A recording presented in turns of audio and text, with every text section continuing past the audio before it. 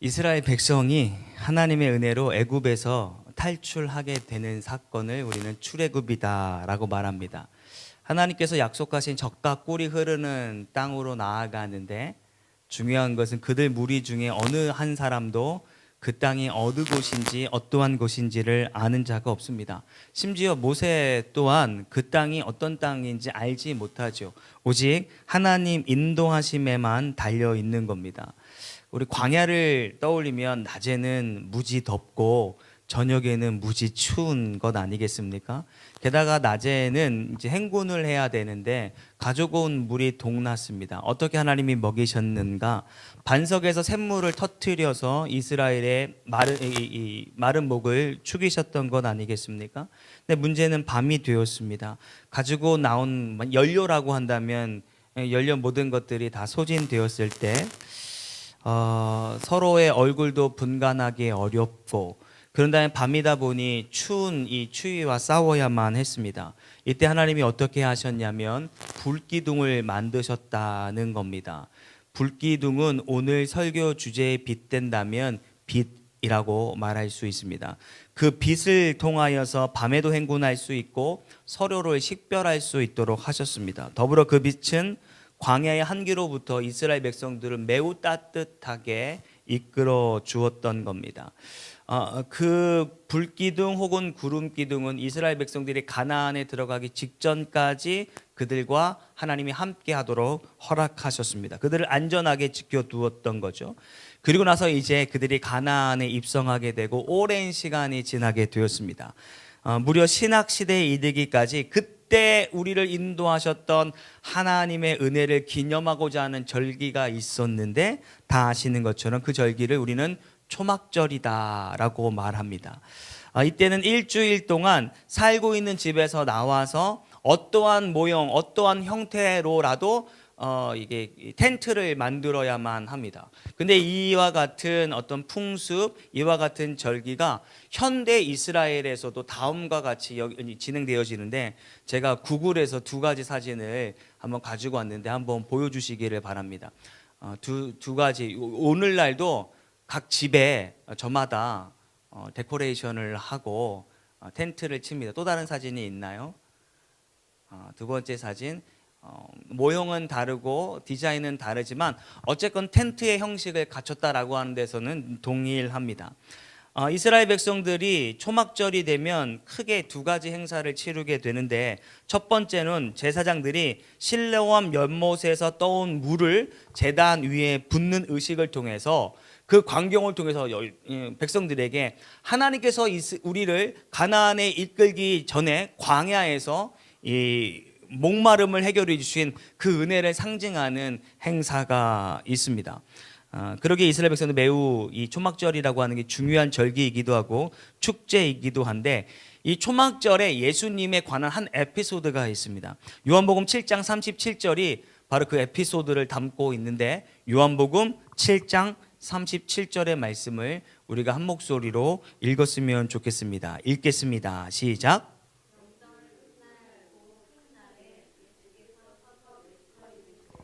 누구든지 목마르거든 내게로 와서 마셔라. 예수님께서는 초막절이 어떠한 절기인지 유대인이셨기 때문에 누구보다 더 잘 알고 계셨습니다. 이 초막절의 행사를 통해서 예수님이 사람들이 모여있는 한가운데 이렇게 말씀한 겁니다. 예수께서 서서 외쳐 이르시되 누구든지 목마르거든 내게로 와서 마셔라 라고 선포했습니다.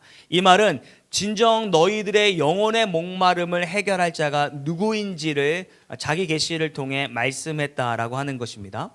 두 번째, 이 초막절에 중요한 행사를 하게 되는데 성전의 한 이 섹션인 이 여인의 뜰이라는 곳에 커다란 등불을 전등하는 행사를 하게 됩니다.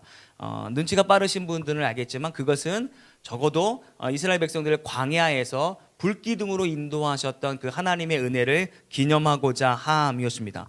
바로 이때였습니다. 이런 축제가 한창일 때 예수님께서 오늘 본문과 같이 또 말씀하셨는데 본문 12절 말씀입니다. 8장 12절의 말씀을 다시 한번 한 목소리로 읽어보기를 원합니다. 읽겠습니다. 시작. 예수께서 또 말씀하여 이르시되 나는 세상의 빛이니 나를 따르는 자는 어둠에 다니지 아니하고 생명의 빛을 얻으리라. 아멘. 예수님께서 많은 유대인들의 명절에 즈음하여 다음과 같이 말씀하는 겁니다. 나는 세상의 빛이다. 느닷없이 말씀한 겁니다. 세상 사람들은 깜짝 놀랐습니다. 이 긍정적 측면에서 깜짝 놀란 게 아니라 부정적 측면에서 이 유대인들이 깜짝 놀란 겁니다. 한마디로 저거 뭐야? 뭐라고 지금 이야기하는 거야? 라는 식으로 깜짝 놀라 예수님을 바라봤던 겁니다. 상상해 보십시오.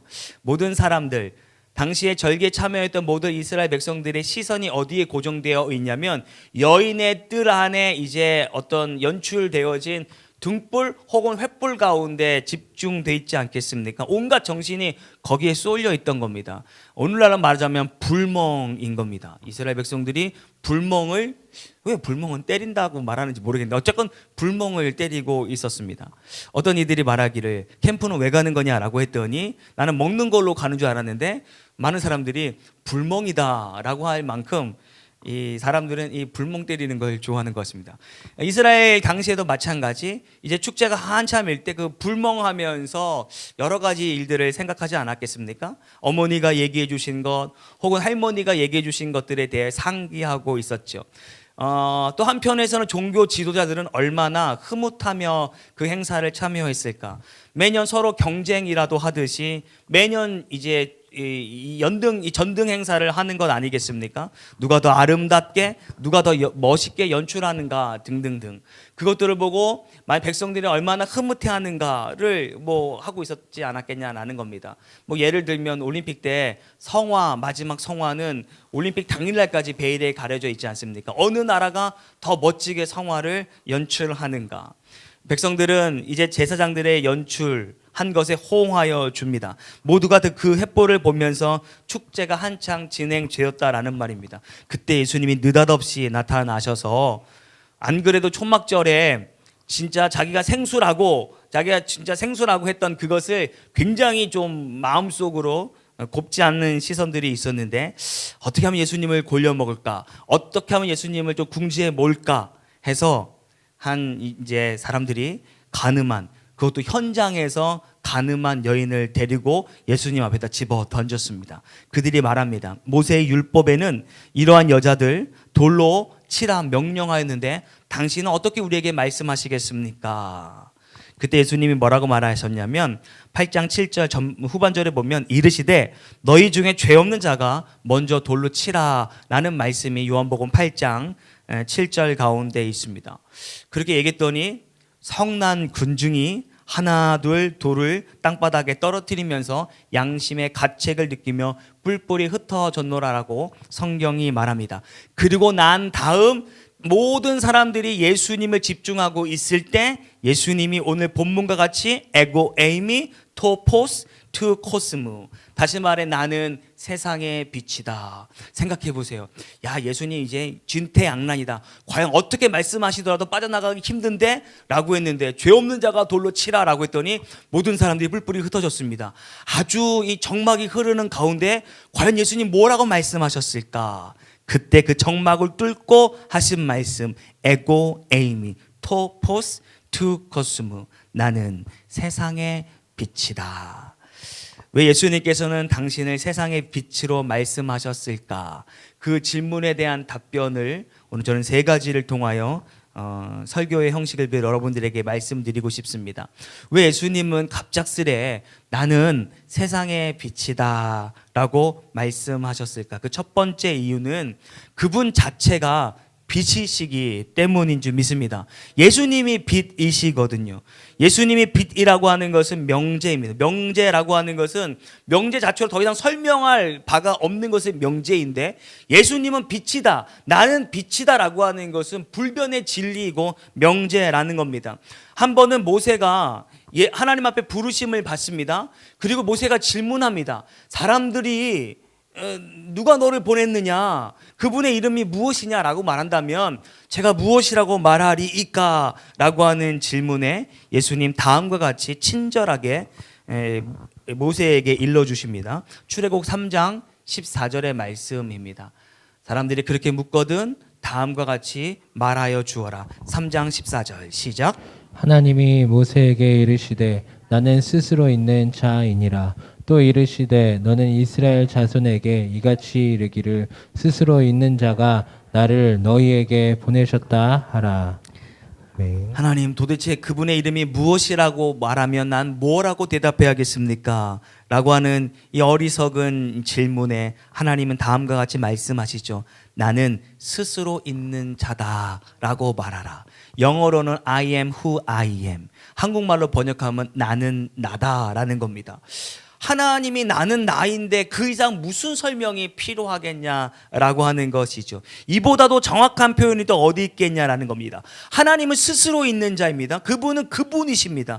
여러분 믿으십니까? 그분은 그분이신 거예요. 하나님 who I am, 나는 나다라는 것이죠. 지금 예수님이 동일한 방식으로 말씀하고 있는 것 같습니다. 나는 빛 그 자체이니라 라고 말입니다. 그분이 말씀하신 것은 지당한 표현입니다. 또 요한복음 1장 9절 다음과 같이 말씀합니다. 또 함께 읽어보기를 원합니다. 요한복음 1장 9절입니다. 시작. 찬빛 곧 세상에 와서 각 사람에게 비추는 빛이 있었나니. 참빛이라고 하는 말의 의미가 무엇입니까? 원래부터 있었던 빛이라는 겁니다. 그리고 모든 빛의 근원이다. 그것이 바로 나다라고 하는 것입니다. 또 이 참빛이라고 하는 이 말에 느껴지는 뉘앙스에서 얻어지는 또 하나의 정보가 있는데, 참빛, 다시 말해 세상에는 거짓빛도 존재한다라고 하는 것을 더불어 말합니다. 세상에는 빛으로 불려지는 거짓빛들이 있습니다. 예를 들어 불빛 혹은 등빛, 저 위에 달빛, 햇빛, 저마다 빛이라고 하는 이름을 가지고 있지만 모두가 참빛은 아니고 전부 다 인위적이라는 겁니다. 어떤 분들은 이렇게 저에게 질문할 수 있습니다. 아니 목사님, 적어도 달빛 혹은 햇빛은 참빛으로 해야 되지 않습니까? 이렇게 질문하겠습니다. 그 햇빛은 누가 만드셨습니까? 그 태양은 누가 만들었냐라고 하는 것입니다.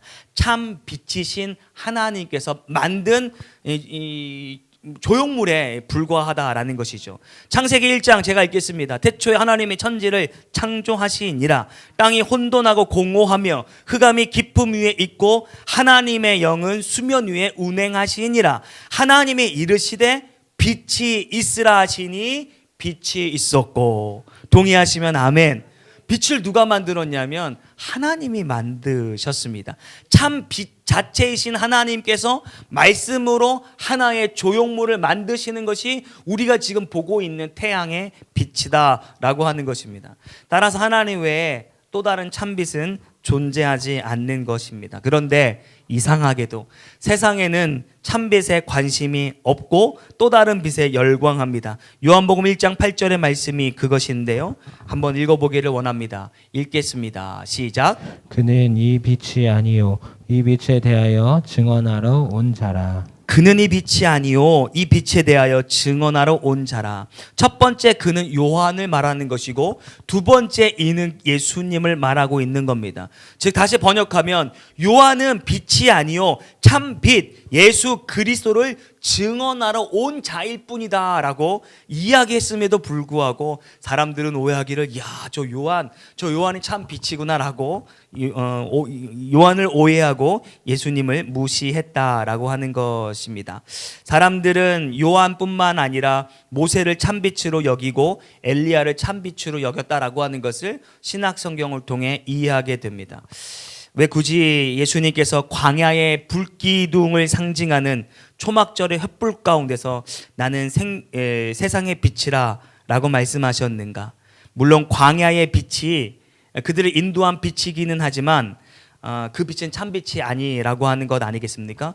전 인류의 시간을 통해 이스라엘에게 비추었던 그 빛을 해석한다면 잠깐 지나는 빛에 불과했다라고 하는 겁니다.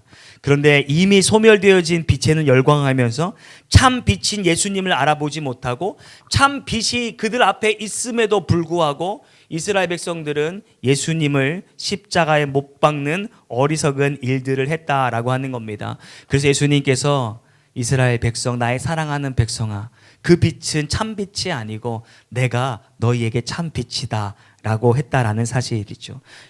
예수님이 저와 여러분의 참빛 되시는 것을 믿는 저와 여러분이 되기를 주의 이름으로 축원합니다. 아멘. 오늘날 세상은 거짓된 빛들로 가득 차 있습니다. 몇 년 전에 인터넷에서 우연찮게 발견된 이 사진인데요. 한 장 보실까요? 북한의 전력난을 어떤 하기 위해서 그때 나왔던 기사 중에 하나인데요. 저 북한에는요, 여기 노스코리아 북한에는 빛이 없습니다. 근데 남한에는 엄청난 빛이 있습니다. 중국에도 빛이 있고 일본에도 빛이 있는 걸로 봐서는 한 7시, 8시, 9시, 10시의 시간대에 촬영한 것이 아닌가 싶습니다. 너무나 서울을 보십시오. 너무나도 눈이 부실 만큼 거짓된 빛들로 가득 차 있지 않습니까? 저녁 풍경이 저 모양이니 하나님이 하늘에 수놓은 우리가 별들의 빛을 관찰하기는 어려운 시대에 살고 있는 겁니다. 저 중에 대부분의 빛은 어디서 발산하고 있는가? 제 개인적으로는 아마도 시내라고 불려지는 유흥가라고 불려지는 그런 곳에서 이렇게 빛들이 막 휘황찬란하게 시내 가면 꼭 술집들은 엄청난 그 네온 사인 반짝반짝 한 번이라도 시선을 더 끌기 위해서 그런 거겠죠. 저 빛들 가운데 어떤 이는 유혹을 당해 넘어가기도 하고 또 어떤 이는 오늘 넘어갈고 또 어떤 이는 내일 넘어가게 될 만한 빛들이 우리 주변에 산재해 있다라는 겁니다. 또 어떤 빛은 우리로 참빛에 집중하지 못하도록 더 휘황찬란하게 하여 사람의 눈을 사로잡으려고 하겠죠. 이 술을 좋아하는 한 남성이 어느 날은 술에 취해 인사불성이 되었습니다.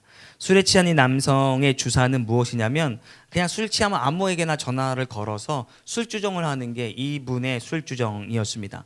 이날 역시 만취한 이 남성은 친한 친구에게 전화를 걸어 혀꼬부라진 말투로 도무지 알아듣지 못하는 말을 내뱉고 있었습니다. 근데 여느 때와 같이 이 친구가 잘 받아주더니만 그날은 주사를 받아주지 않고 전화를 뚝 끊어버리는 겁니다. 사실 이 전화는 친구에게 건다는 것이 잘못 눌러 교회 담임 목사님에게 전화를 건 겁니다. 담임 목사는 그분이 민망해 할까봐 그냥 이거 어떡하지 딱 끄는 겁니다. 그런데 이 술 취한 남성이 화가 나가지고 다시 또 전화를 눌러서 이놈의 새끼 하면서 내 전화를 함부로 끊고 말이야 했더니 더 이상 참지 못한 당황한 담임 목사님이 아무개 집사님 저는 아무개 담임 목사입니다. 그 이야기를 듣자마자 술에 콱 깬 남성이 목사님에게 하는 말 아니 목사님이 술집엔 웬일로 오셨대요? 자기가 술집에 있으면서 자기가 술집에 있으면 남들도 다 있는 것처럼 자기가 어두운 가운데 있으면서 그게 어두움인지 깨닫지 못하는 거죠. 참 빛을 만나기 전에는 자기가 어두운 가운데 있는지 못하고 모든 사람들이 다 그 어둠에 있는지 착각하는 것 아니겠습니까?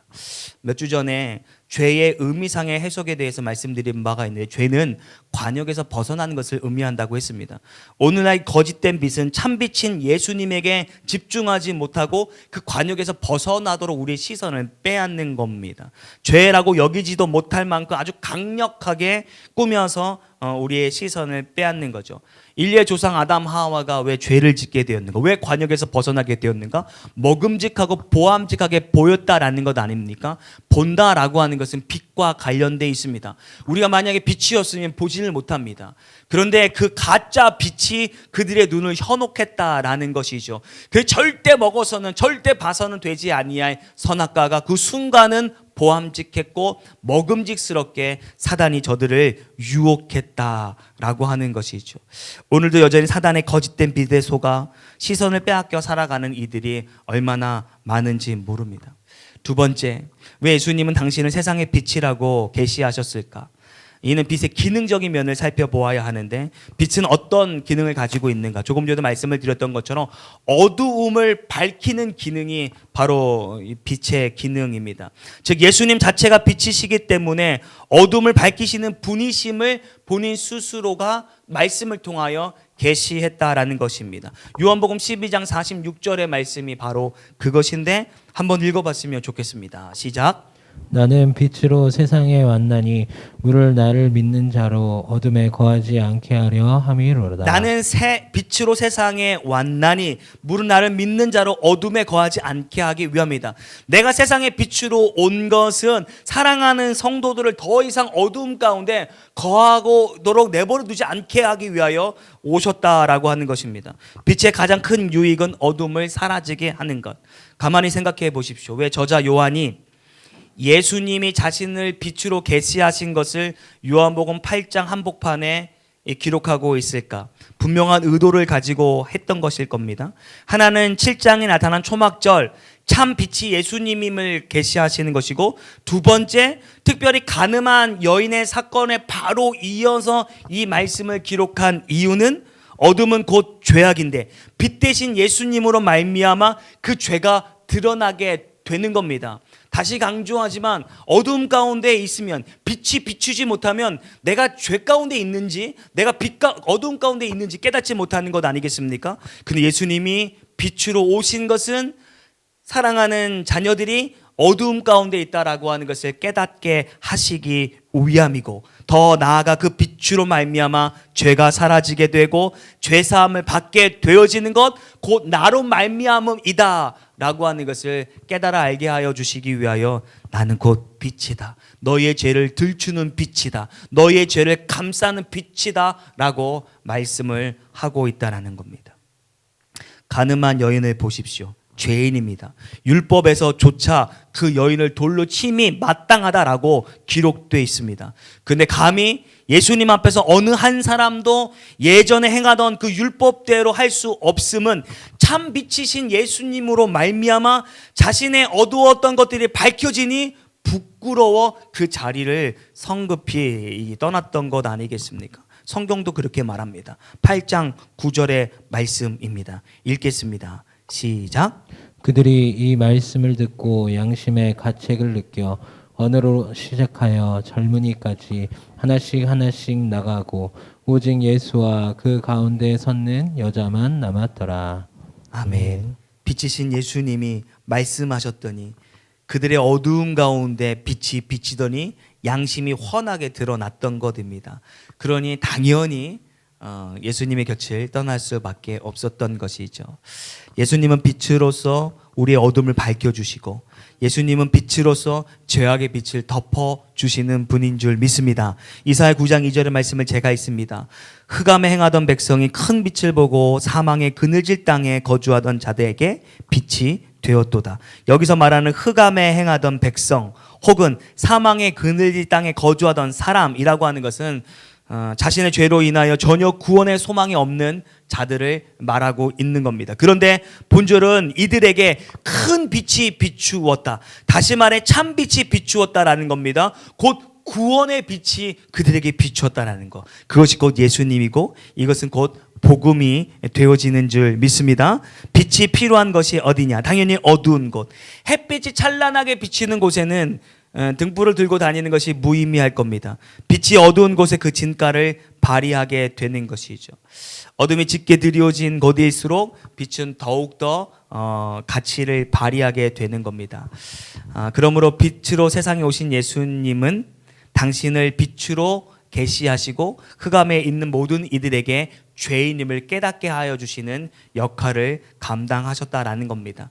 그런데 이것은 온 세상에 빛이 되었다라고 하는 겁니다. 왜냐하면 어떠한 무리들에게만 아니라 온 세상에 빛이 되었습니다. 로마서 3장 1절에 의인은 없나니 하나도 없다라고 말합니다. 다시 말해 이 세상에 모두가 빛이 필요하지 아니한 자가 한 명도 없다. 그러니 예수님께서 온 인류의 죄 가운데 있는 인류에게 나타나신 바 되었다라고 하는 거죠. 그분들을 위하여, 그 사람들을 위하여 십자가에 못 박혔다. 성경은 이를 두고 말하기를, 요한복음 1장 5절 같이 말합니다. 시작. 빛이 어둠에 비치되 어둠이 깨닫지 못하더라. 그에 비해 예수님이 그와 같은 이 마음을 가지고 말씀하셨음에도 불구하고 죄악을 깨닫지 못하고 전에 구원의 이 소망을 갖지 못하는 자들, 예를 들면 당시의 세리와 같은 사람들, 그런 사람들은 이 말씀을 깨닫지 못하고 오히려 세리, 오히려 창녀, 이런 오늘 본문에 나타나는 가늠한 여인은 그 빛을 빛으로 깨달아 구원함을 얻게 되었다라고 하는 것입니다. 모쪼록 빛이신 예수님이 이 땅 가운데 오신 것은 죄인인 우리들을 밝히시고 죄를 덮으시고 안으신다라고 하는 것을 잊지 않게 되기를 주의 이름으로 축원합니다. 마지막 빛에는 기능은 무엇이 있냐면 따라해 주시면 고맙습니다. 빛은 생명입니다. 생명입니다. 아무리 좋은 종자의 씨앗이더라도 빛이 없으면 싹을 틔울 수가 없습니다. 곧 만물은 빛으로 말미암게 된 것, 이로 인하여 새 생명을 얻게 되는 것이죠. 아담 하와의 사건으로 말미암아서 모두가 생명을 잃어버리게 되었습니다. 왜냐하면 빛이 그들 가운데 떠났기 때문입니다. 그러던 우리가 어떻게 새 생명을 얻게 되었는가? 2000년 전 하나님 아버지께서 그의 독생자 아들, 빛 대신 독생자 아들을 이 땅으로 보냄으로 말미암아 우리의 영원한 생명을 회복하게 된 줄 믿습니다. 요한복음 1장 12절의 말씀 큰 목소리로 고백하겠습니다. 읽겠습니다. 시작. 영접하는 자, 곧 그 이름이 믿는 자들에게는 하나님의 자녀가 되는 권세를 주셨으니. 아멘. 빛 대신 예수님을 영접하는 자마다 하나님의 자녀가 되는 권세를 주심으로 더 이상 어둠에 있지 아니하고 더 이상 사망의 그늘 아래 거하지 아니하고 영원한 생명을 얻게 되는 줄 믿습니다. 이 영원한 생명을 얻게 하는 이 빛의 기능은요, 영적인 것뿐만이 아니라 전 개인적으로 육적인 것에도 동일하게 역사가 되어지는 줄 믿습니다. 하나님의 빛이 육신 가운데 비추게 된다면 어떠한 질병 가운데서도 나음을 입게 되는 줄 믿습니다. 오늘 아파가지고 이 자리에 못 나온 저희 아내가 이 말씀을 통하여 나음을 입게 되기를 원하고, 이 시간 수많은 사람들, 사랑하는 이들이 빛 대신 예수 그리스도의 광선으로 말미암아 나음을 입게 되고 온 암덩어리가 녹아져 내려가는 역사가 나타나게 되기를 소망합니다. 아멘. 저는 이 말씀을 다음과 같은 말씀에 근거하여 자신 있게 외칠 수 있는 겁니다. 말라기 4장 2절의 말씀입니다. 말라기 4장 2절의 말씀 한번 읽어보기를 원합니다. 읽겠습니다. 시작. 내 이름을 경외하는 자들 떠올라서 치료하는 광선을 비추리니 너희가 나가서 외양간에서 나온 송아지 같이 뛰리라. 내 이름을 경외하는 너희에게는 공의로운 해가, 공의로운 빛이 떠올라서 치료하는 광선, 치료하는 빛을 비추리니 너희가 나가서 외양간에서 나온 송아지 같이 뛰리라. 제가 이 말씀 때문에 외양간에서 갓난 송아지를 봤습니다. 대부분의 이 처음 난 것들은 일어나지 못하는데 외양간에 나온 송아지는 바로 그냥 살짝 주춤하더니 바로 그냥 뛰는 모습을 보지 않습니까? 마찬가지로 어떠한 질병 가운데 놓여 있다 할지라도 예수님의 생명의 빛, 생명의 광선이 임하게 되어진다면 어떠한 질병에서도 나음을 입게 되어지는 줄 믿습니다. 소경 바디메오가 이를 경험했습니다. 그는 장님이었습니다. 보는데 문제가 있었습니다. 보는데 문제가 있었다는 것은 빛에 관련되어 문제가 있었다는 겁니다. 아무리 눈을 떠도 가시광선이 눈 안에 들어오지 못하는 그런 질병이 곧 장애 아니겠습니까? 그가 예수님을 향해 부르짖었습니다. 다윗의 자손 예수님, 나를 불쌍히 여겨 주십시오. 예수님 말씀하십니다. 내가 너에게 무엇 해주기를 원하냐? 라고 했을 때 주여 보기를 원합니다. 저는 이 바디메오의 믿음도 대단하다고 싶습니다. 평생 어떠한 행위를 했지만 나음을 입을 수 없습니다. 평생 그는 그렇게 살아야만 했습니다. 그런데 그에게 무엇 해주기를 원하냐? 평생 좀 안 굶었으면 좋겠습니다. 먹을 것을 얻기 위해서 구걸 좀 안 했으면 좋겠습니다. 라고 하는 것이 아니라 보기를 원합니다. 라고 하는 이 대단한 것을 주님께 요구했던 것 아니겠습니까? 그때 예수님이 다음과 같이 말씀하시죠.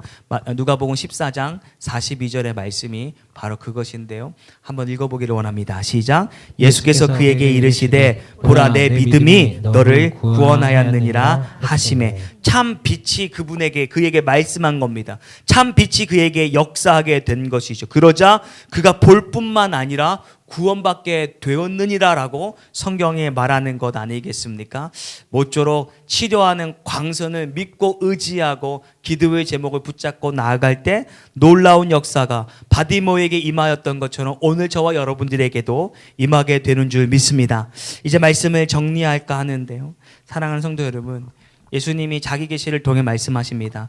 나는 세상의 빛이다. 내 영혼을 비치시는 빛이시고 내 영혼을 살리는 빛입니다. 그 빛이 여러분 삶의 역사되기를 주의 이름으로 축원합니다. 어디론가 나아가고 있지만 그 행보가 보이지 않는다면 보이지 않는 것은 빛에 관련된 일일 겁니다. 빛 대신 예수님이 보이지 않는 망망대해 가운데 빛되어 주신다면 우리의 항해가 아름답지 않겠습니까? 해도 끝이 보이지 않습니까? 역시 보여지는 문제는 빛과 관련되어지는 것. 모쪼록 빛 대신 예수님으로 인하여 여러분의 삶의 문제가 해결이 되어지고 여러분의 구원의 문제가 해결되어질 뿐만 아니라 모든 것에도 해결되어질 수 있는 빛 대신 예수님 붙들고 나아갈 수 있는 저와 여러분이 되기를 주님의 이름으로 축원합니다. 아멘.